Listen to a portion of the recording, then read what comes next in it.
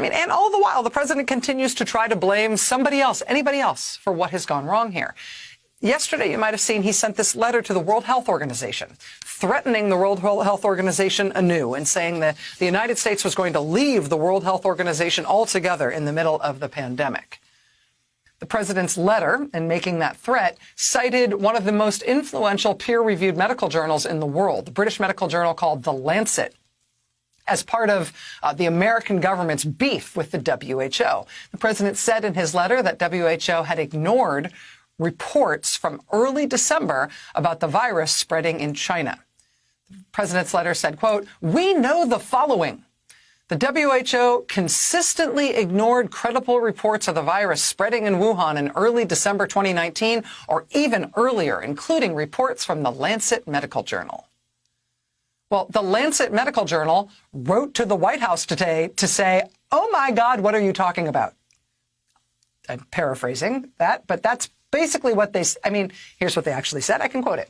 Quote, "This statement is factually incorrect. The Lancet published no report in December 2019 referring to a virus or outbreak in Wuhan or anywhere else in China." Like I said, oh my God, what are you talking about? They continued, quote, "The allegations leveled against WHO in President Trump's letter are serious and damaging to efforts to strengthen international cooperation to control this pandemic. It is essential that any review of the global response is based on a factually accurate account of what took place."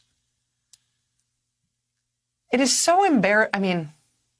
We're beyond shame at this point, but it just is. I'd just like to note for the record that it is humiliating that this is the behavior of our government. It is so embarrassing that this is the kind of thing the White House sends out these days in the name of the American people.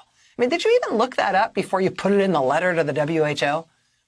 Oh, there was stuff in the Lancet in early December about Wuhan. I heard it about, on talk radio or on Fox and Friends or something?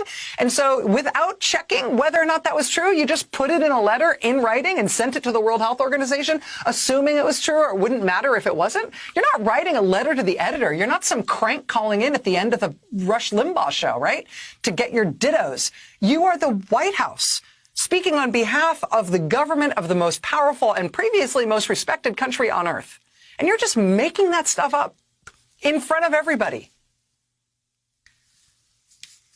I mean, it's one thing to be like defunding the WHO and blaming them for what we've done wrong. It's another thing to be completely incompetent at even trying to ineffectually insult someone whose help we need. It's just